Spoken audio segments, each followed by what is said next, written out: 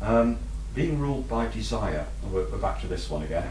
Now, the desire principle is an essential life motivating factor. In some instances, controlling the emotions can be a major life challenge, and I think that's possible. We've all got challenges that we have to deal with in life, depending on the life, what we need to learn and what we've done in previous lives.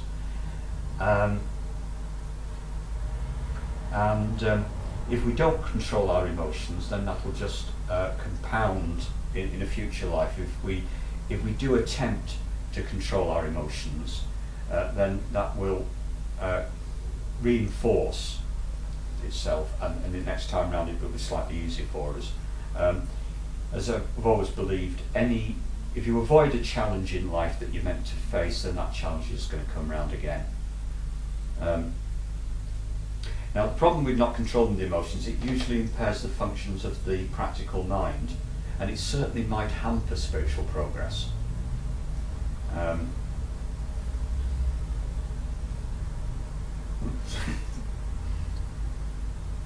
Now, religious further, so this is the last one. Now, I'm thinking here about spirituality and people like Billy Graham. Religious experience may not be a spiritual experience. Great religious enthusiasm may be the result of emotionally dominated thought and mistaken for spirituality. And I think we've probably seen examples of that. People extremely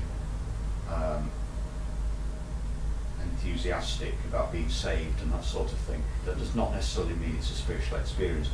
But the level of enthusiasm, this is why I think the sort of emotion neither a good nor bad thing, the level of enthusiasm can invoke the Buddhic principle. And so I'm saying this myself, it's not found in any theosophical book, this is purely my own hypothesis, and lead to knowledge. So I would say that, if we talk about spirituality, that a very, very small number of people who go along and get really excited about, well, Billy Graham's gone now, isn't he? There's other guys doing it now, but the sort of Billy Graham type character, and they're uplifted, fantastically uplifted by going to see an evangelist or a guru or whatever, and that enthusiasm can set people on the route to spirituality, even though the experience of the uplift and everything. Who's seen the film Elmer Gantry? All right. It's made in 1960 with Burt Lancaster as an American evangelist, and there's one bit of it where he's in a boxing ring with a massive audience. It's set in the 1920s, and they're listening to the power of his presentation.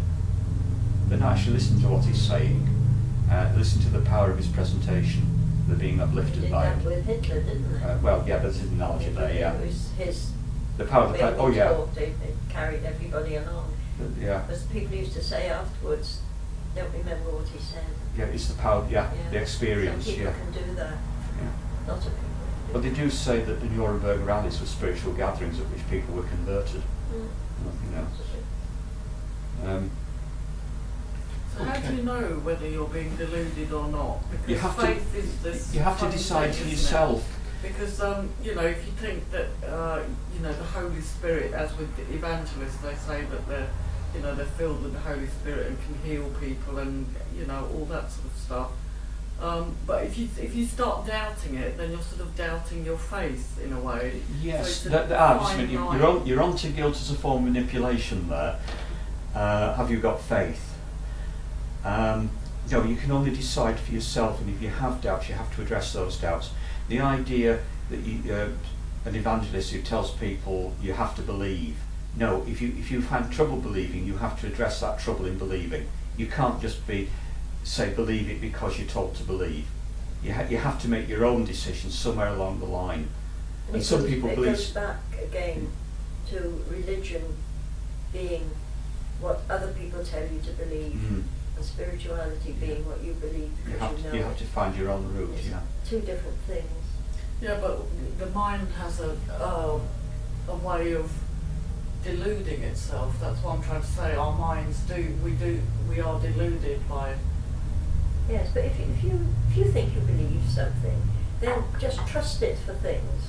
And if it works, it works. And if it doesn't work, it's questionable. People believe different things, but if they've arrived at that belief by sort of thinking about it and looking and accepting it. Hinduism says that if you see something in another tradition, such as Judaism or Christianity, if you've looked at it and you've thought about it and you've accepted it, it's perfectly okay to make it part of your personal philosophy.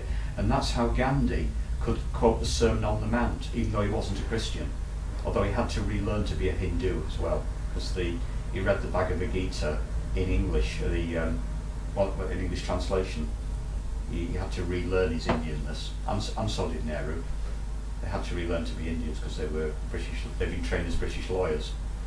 But you can take something. Hinduism allows you to take something from another tradition, just as Theosophy says you can be a member of any religion or none.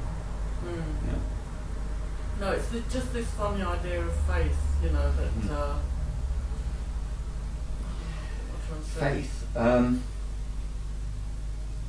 If you have to keep reinforcing the idea that you've got faith, I think you've got a problem. Makes sense. If you believe something, you believe something. If you know inside that it's right, it doesn't matter what it is, whether it's sort of cats hanging from trees or something. If you think that is it, that is the thing to believe in. No, I'm really anti-organised inside. religion, which is based a lot on blind faith, but at the same time, people seem to lead very cut and dried lives when they have this thing called faith. It sorts it for you, doesn't it? Yeah, it's people who don't mind being told what to do. Yeah. But once you start thinking for yourself, it gets harder. Yeah.